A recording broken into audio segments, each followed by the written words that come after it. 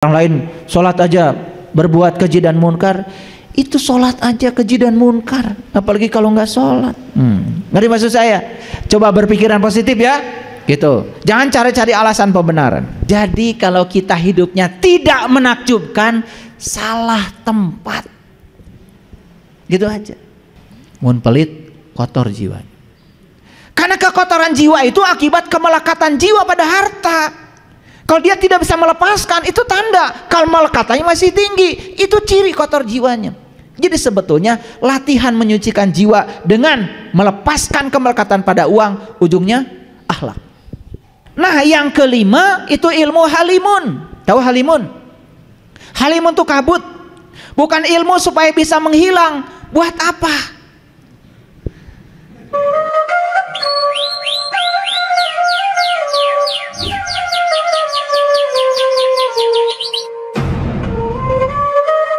Jadi kalau cari orang yang kotor jiwanya, nggak usah periksa, pakai ronsen, mau katingali, pentaan duitnya.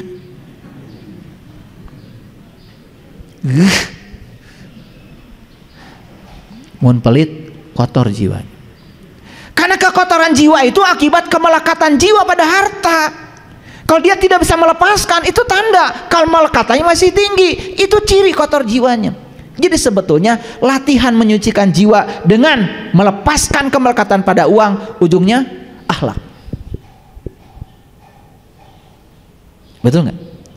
Nah, saum, apa sih saum? Saum itu definisi hakikatnya adalah lisoimi farhatani, farhatun inda iftorihi wa farhatun inda liqa'i rabbih. Ada dua kegembiraan bagi yang saum, satu ketika berbuka, yang kedua jumpa dengan Tuhan, kata hadis qudsi. Tapi saum secara syariat, bukankah kita sedang melatih diri untuk merasakan gimana rasanya lapar? Betul? Selesai saum kan kita jadi peduli pada orang lain. Akhlak bukan? Akhlak. Haji, apa sih inti soalnya haji? Coba lihat, perintah haji selalu diikuti dengan ingat kepada Allah. Fa'idha afadtum min arafah fazkurullah, fa'idha qadaitum manasikakum fazkurullah. Semua perintah haji diakhiri dengan fazkurullah. Jadi haji itu puncaknya adalah ingat kepada Allah. Sekarang coba, Allah ada di saya? Ada di dalam tubuh kalian? Karena Allah bilang, inna rabbaka ahata binnas. Begitu kita melihat semua orang itu di belakangnya adalah Dia, beranikah kita menyepelekan orang? Berani ketika menghinakan orang? Akhlak bukan? Jadi kalau kita rangkum rukun Islam yang 5 itu, tetap rukun Islam ini adalah instrumen, ujungnya akhlak. Oke. Nah makanya kalau kami itu di Tatar Parahiang sudah punya nih rukunnya orang Sunda. Rukunnya orang Sunda itu 5. 1, orang Sunda itu harus ngagem ilmu saepi. 2, harus ngagem ilmu napak sancang. 3, harus ngagem ilmu teterak di kadek. 4, harus ngagem ilmu rawa rontek. Yang kelima, harus ngagem ilmu halimun. Hebat ya leluhur kita. Ilmu saepi, sae itu bahasa Sundanya bagus, pi itu pikiran. Jadi ilmu saepi, pikirannya bagus. Ilmu saepi itu bukan bisa terbang, apa mulianya? Yang bisa terbang burung. Kan sudah saya jelaskan, tidak usah cari ilmu supaya bisa terbang. Buat apa? Burung juga bisa terbang, gak mulia. Betul nggak? Kemuliaan manusia itu terletak pada akhlaknya. Kalau dia sudah tahaluk bi akhlakillah, itulah kemuliaan. Makanya orang yang sudah mulia akhlaknya, sae pikirannya. Kalau saya bahas secara psikologi, ternyata pikiran positif itulah kreator kehidupan kita. Begitu pikirannya positif, hidupnya positif. Pikirannya negatif, hidupnya negatif. Like attracts like, yang serupa menarik yang serupa. Hati-hati dengan pikiran. 2, ilmu napak sancang. Nah, Saya asli orang Garut, lahir di Garut. Di Garut itu ada namanya Leuweung Sancang. Leuweung Sancang itu adanya di Santolo ke sana. Kalau dengar kata sancang bisa dikaitkan dengan masalah-masalah kegaiban. Makanya orang-orang yang belajar ilmu-ilmu yang tadi saya sebutkan, kesaktian, dan biasanya kalau orang belajar ilmu saktian adalah orang yang tidak siap menerima kenyataan hidup. Paham? Dan akan berhadapan dengan orang-orang yang tidak siap menerima kenyataan hidup. Orang yang ingin melanggengkan kemelekatan pada yang dia ingin. Makanya maaf ya, belajar ilmu kesaktian ujungnya apa? Kotor jiwa kita. Karena kita makin melekat pada yang kita ingin. Betul nggak? Iya. Hati-hati. Nah inilah pemurnian tauhid itu ini. Pemurnian tauhid itu ini. Dimurnikan tauhid kita. Yang ketiga, ilmu teterak dikadek, gak mempan digolok. Yang keempat, ilmu rawa rontek. Rawa rontek itu ilmu menyambungkan tulang belulang. Dan yang kelima, ilmu halimun. Apa makna dibalik semua itu? Baik, kita lihat. Ilmu sahepi tadi apa? Sahep pikiran, bagus pikirannya selalu positif. Nah, berpikiran luas dan selalu positif. Bukan ilmu supaya bisa terbang, tetapi bagaimana pikiran ini menjadi energi positif, vibrasinya positif, frekuensinya positif. Karena apa yang digetarkan oleh pikiran itu akan menggetarkan semesta. Pikiran negatif akan menggetarkan yang negatif. Mohon maaf, kalau kalian punya utang, terus aja di otak kita pikirkan utang, tambah gede utangnya. Silakan kalau nggak percaya sama saya. Makanya di buku The Secret itu ya, Ronda itu mengatakan, kalau kamu punya utang, lupakan kata utang, ganti dengan kata berkelimpahan. Utangnya lunas, saldonya nambah. Saya sudah buktikan. Saya punya cicilan rumah, saya punya cicilan mobil. Di otak saya nggak ada cicilan, diganti berkelimpahan. Waktu transaksi ngambil rumah, saya bilang begini transaksinya di depan notaris, ini rumah bukan punya saya hanya hak guna pakai sepanjang saya dikasih nafas. Ini rumah punyamu ya Allah, ini rumah milikmu ya Allah, karena bukan punyaku, ini punyamu, tolong engkau yang cicil. Itu transaksi saya di notaris. Benar loh. Ya memang begitu kan? Betul nggak omongan saya? Apa yang salah? Kan bukan punya saya, nggak ada milik saya. Kan Allah bilang, lahu ma fis samawati wa ma fil ard. Yang di langit punyaku, yang di bumi punyaku, bahkan di antara keduanya punyaku, bahkan diri saya pun punya dia. Terus yang mana punya saya?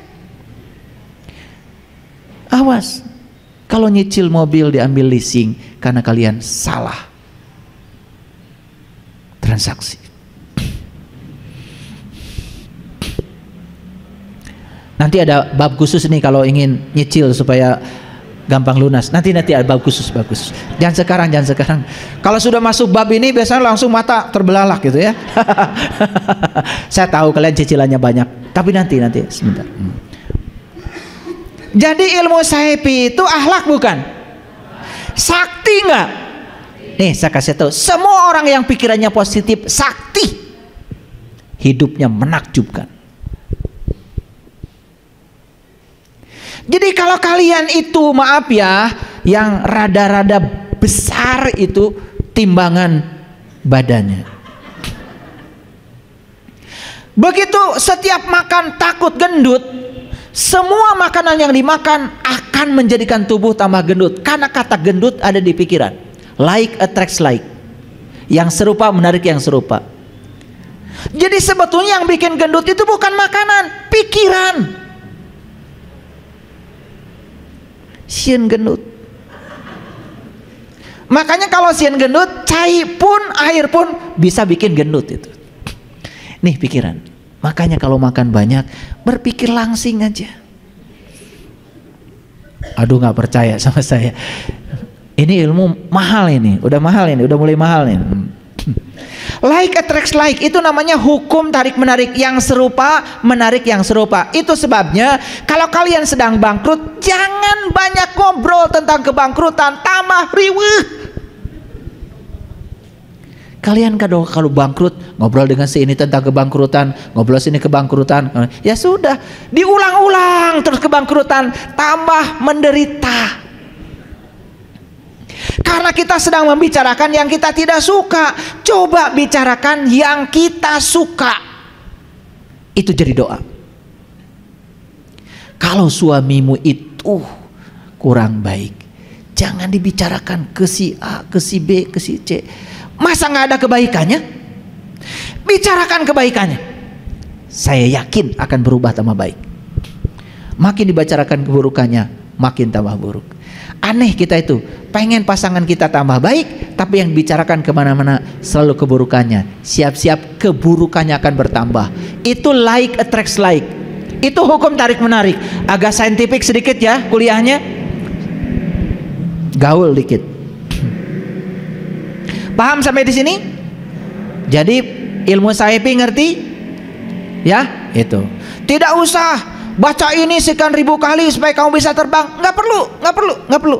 Mau terbang kemana? Mau terbang kemana? Mau nyopet kalian? Dan saya khawatir aja kalau kalian bisa terbang nyopet. Begitu kita punya kesaktian, pasti dorongannya itu, hawanya itu pasti pada yang jelek. Begitu kita melanggar hukum alam, maka dorongannya pasti yang jelek. Makanya sakti itu apa tadi? Akhlaknya mulia. Para nabi, para rasul sakti. Nah, makanya kalau nonton film para wali itu keliru. Kalau wali itu kerjanya shot.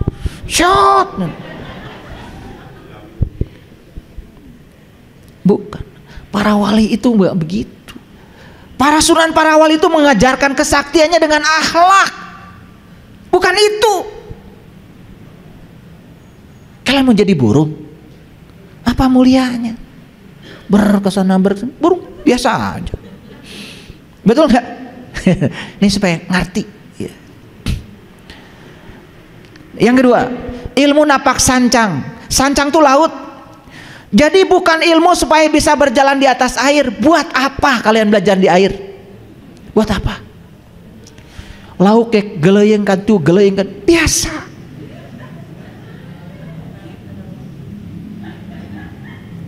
Ngerti? Mau jadi ikan? Napak sancang itu artinya ilmu supaya bisa menerima dan menghargai segala perbedaan. Ilmu supaya bisa diterima di semua golongan. Napak itu membumi. Di mana kamu tinggal, di situ langit dijunjung, di situ bumi dipijak, di situ langit dijunjung. Punya kemampuan adaptasi yang luar biasa. Tah eta napak sancang. Mun panggih jeung nu bodo, kade tong dipaksa nu bodo supaya pinter, karunya can pinter. Yang pinter ngikutin apa maunya orang bodoh, karunya. Dan nu bodo can pinter. Kan nu pinter mah pernah bodoh. Pengalaman. Betul nggak? Jadi kalau ketemu orang yang tidak sadar, jangan dipaksa, mereka harus ada di kesadaran kita. Kasihan, can sadar. Nah, kita yang kesadarannya tinggi, turunkan kesadaran kita, ikut aja dengan mereka. Terima mereka yang tidak sadar apa adanya. Karunya kan can sadar. Jangan dipaksa supaya di kesadaran kita. Makanya kalian itu kadang-kadang suka marah kan? Kamu gini aja nggak bisa. Kamu juga pernah nggak bisa yang begitu dulu. Masih ingat waktu kecil ditanya 4 tambah 4 hese kan? Betul nggak? Dulu waktu kecil tanya 4 kali 4 bingung kan? Ya, ambil 4 sini, ambil 4 sini. Kalau orang tuanya, eta nu 4 tong dihitung deui, sasana we wungkul. Nggak bisa, logika mereka belum nyampe. 4 tambah 4 ada tambah teh naon, kan bingung, otaknya belum selesai. Kesadarannya masih rendah. Kalian sekarang dibilang 4 tambah 4 8. Lalu ngomong, maneh kitu wae teu bisa. Maneh ge baheula teu bisa. Betul apa tidak? Gitu. Jadi kalau bisa, jangan menyepelekan yang tidak bisa. Awas. Karena orang yang tinggi ilmunya itu tidak pernah merendahkan orang yang tidak berilmu. Karena orang yang tidak berilmu tidak layak direndahkan. Kasihan nggak punya ilmu. Paham? Nah, jadi ilmu napak sancang itu kita punya kemampuan adaptif di segala situasi. Coba. Enak coba. Enak. Jangan merasa diri kita sebagai siapa. Jangan merasa diri kita tuh apa. Jangan. Kalau orang lain makan pakai daun, ngiluan pakai daun. Kalau orang makannya sambal, jengkol, peda. Makanan apa itu? Punten-punten ari juragan ton. Sashimi. Teu ngartieun orang di kampung sashimi teh naon. Itu tidak punya kemampuan napak sancang itu. Nah, orang yang kayak gini nggak sakti. Nih saya kasih tahu. Ya. Ada satu daerah di Indonesia ini, kalau kita datang ke sana langsung disuguhi makan. Dan kalau makan di sana makan aja, jangan takut gendut. Karena orang sana itu kalau kita makannya lahap, wih luar biasa, seneng, bahagia. Saya juga suka begitu.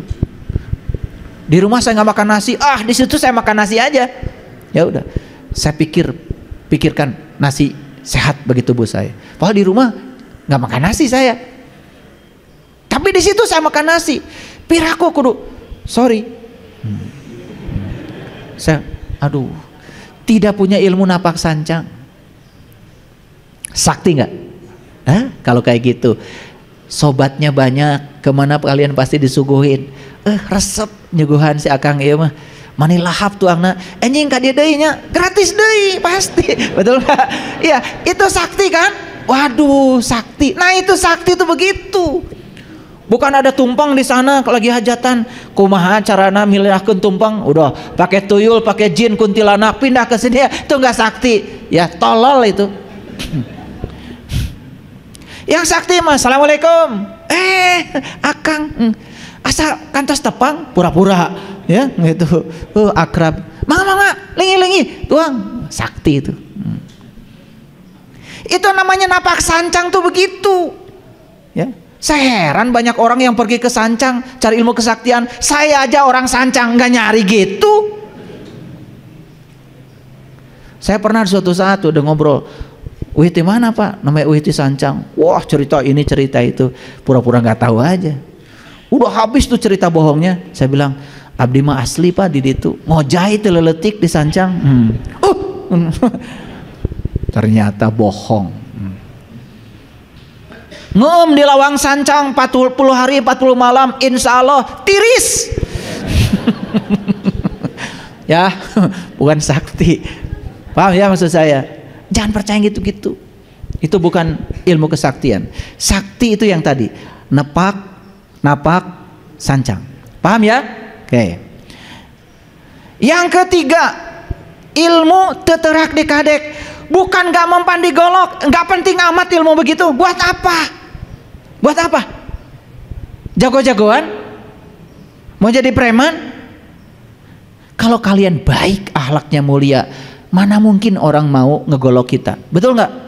Kalau kita pergi kemanapun penuh cinta kasih, berehan, asihan, nggak mungkin orang golok kita.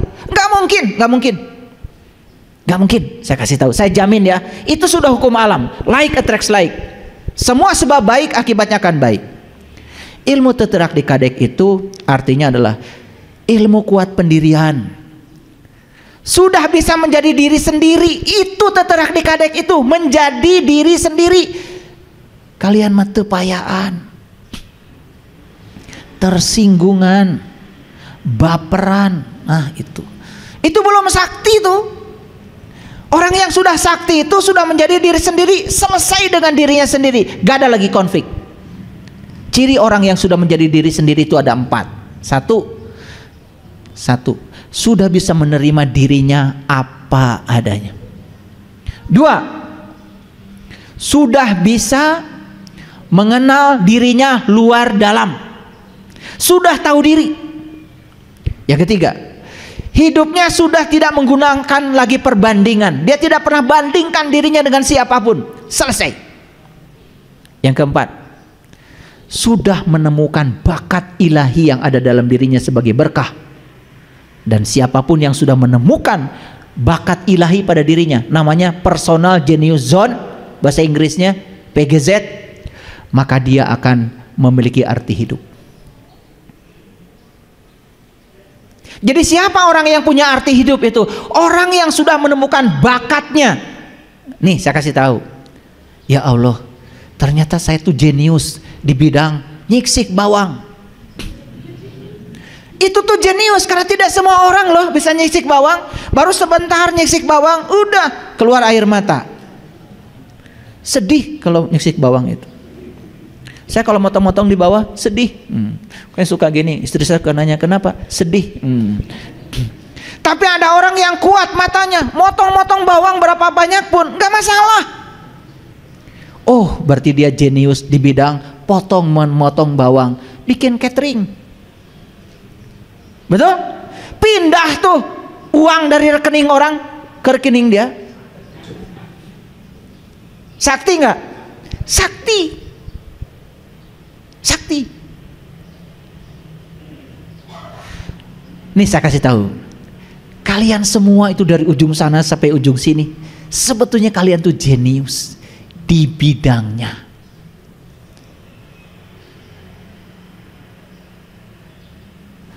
Kalian sukanya main bola aja. Mungkin kejeniusannya mengolah bola. Ini belajar matematika jadi idiot.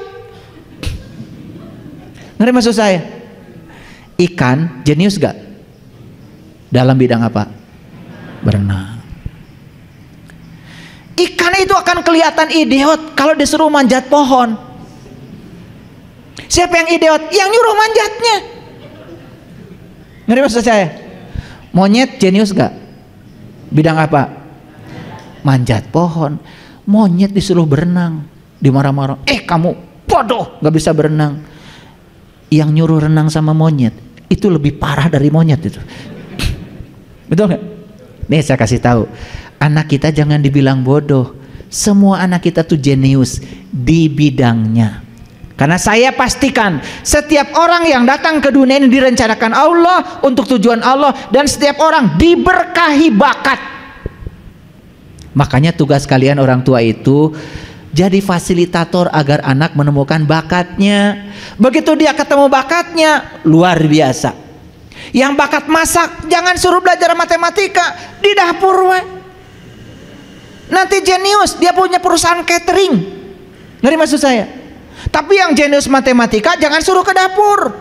Salah terus, nanti bawang dihitung, pecin dihitung. Giliran ke warteg, udah jelas di warteg itu, Neng, ya, tempe dihitung, telur dadar dihitung. Di warteg sini cuma satu, Neng, yang gak dihitung, nasi. Udah sanggup antara dihitung tapi dibayar. Ngerti maksud saya? Nih saya kasih tahu, kalian semua ini aduh luar biasa. Makanya saya tidak berani merendahkan siapapun, karena semua manusia itu setelah saya amati jenius. Cuman kita belum menemukan saya jeniusnya di bidang apa. Jadi kalau kita hidupnya tidak menakjubkan, salah tempat. Gitu aja. Saya kepada mahasiswa juga begitu. Kalian senang belajar fisika? Cari cing. Ternyata mereka itu saya tanya, kamu belajar fisika di sini disuruh siapa? Ternyata ibu bapaknya itu yang nyuruh dia belajar fisika. Anaknya nggak suka fisika, masuk di jurusan fisika, ketemu saya, ya salah jurusan. Akhirnya saya panggil, kamu itu nol terus. Kamu sukanya apa? Melukis papa. Pindah jurusan. Udah saya rekomendasikan pindah jurusan. Lukisannya bagus. Salah kolotna. Dia pengennya melukis masuk jurusan fisika, ngitung terus, ya sudah stres. Nih saya kasih tahu. Sampai sekarang saya mau nanya, sudah pada menemukan apa sih jenius saya di bidang apa? Sudah menemukan belum? Nih saya kasih tahu. Kalau kalian belum menemukan itu, berarti hidupmu akan terus menerus tidak menakjubkan. Itulah pentingnya kita jadi diri kita sendiri. Makanya satu, ya, terima diri kita apa adanya. Dua, kenali diri kita luar dalam. Saya jenius di bidang apa, saya hobinya apa, itu. Nih kayak saya ngajar fisika dari pagi sampai sore, tidak merasa lelah. Kenapa? Karena saya tuh senang mengajar. Kalau ngajar tuh senang sekali. Sudah nggak mikirin duit. Kalau seneng itu, duit mikirin saya. Ngapain mikirin duit? Biar duit mikirin saya, betul nggak? Ngapain cari duit? Duit dong cari saya, kan saya lebih mulia dari duit. Kalian itu kadang-kadang menghinakan diri kalian sendiri. Ke dunia cari duit, duit cari kita. Dan saya nggak mau nyari duit. Duit dong cari saya kan lebih mulia.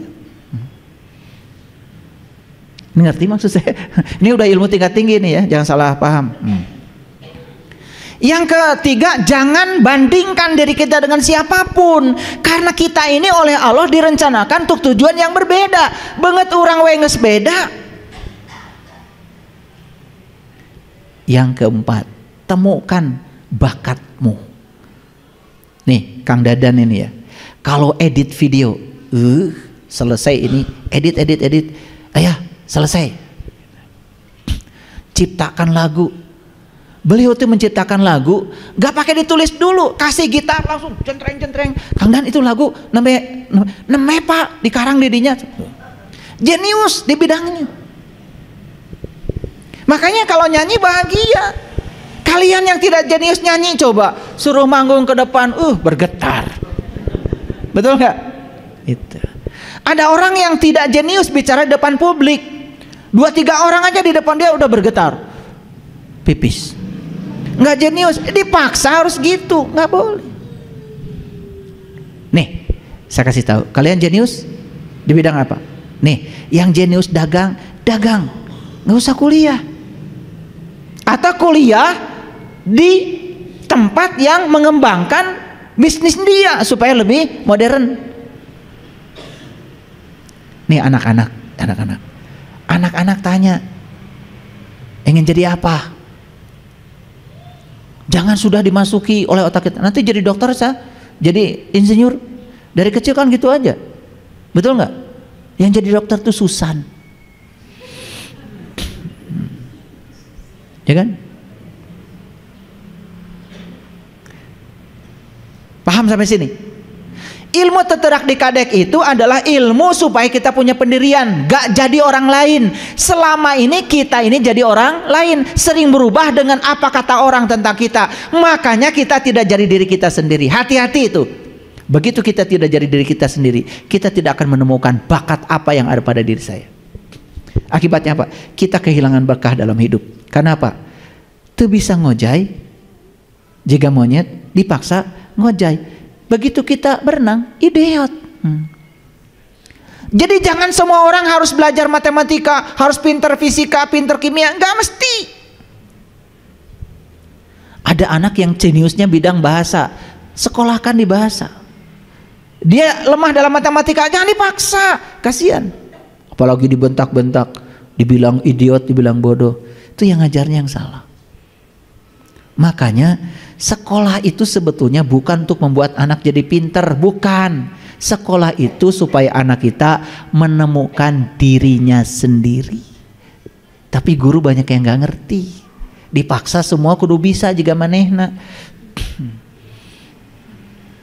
Nah, ilmu yang keempat, ilmu rawa rontek.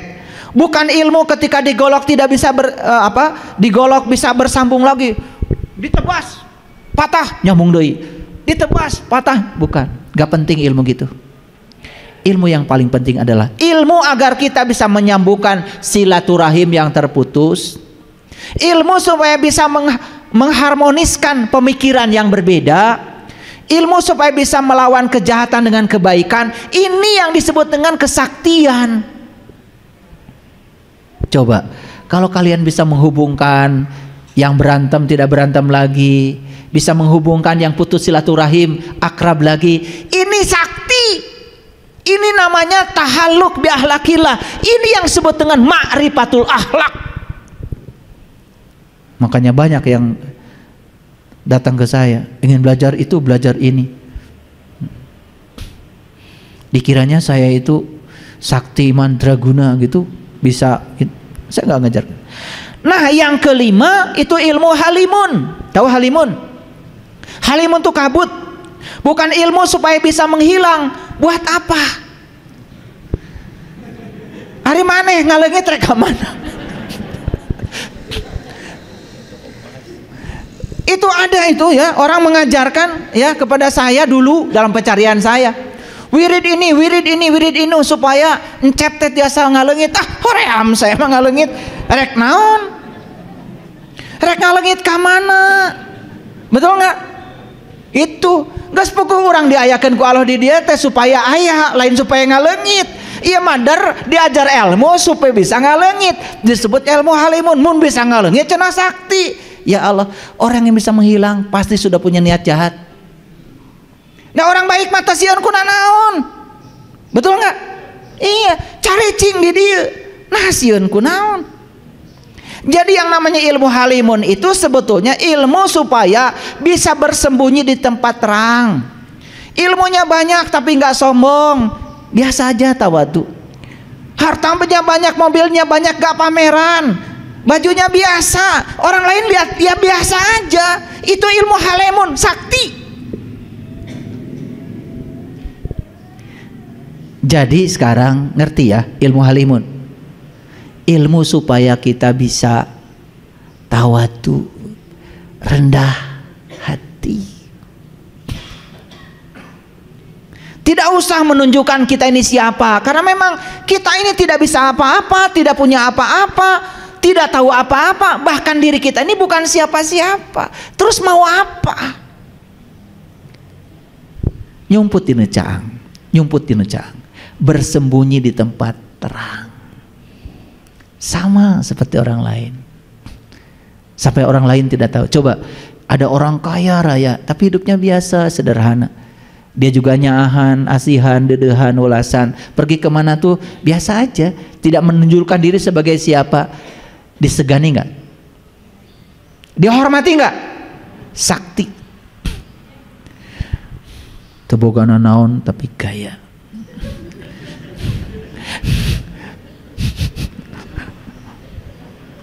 Ari dongeng, wadul. Tah ieu teh Pak, ieu, nu ieu. Sawah nu ieu.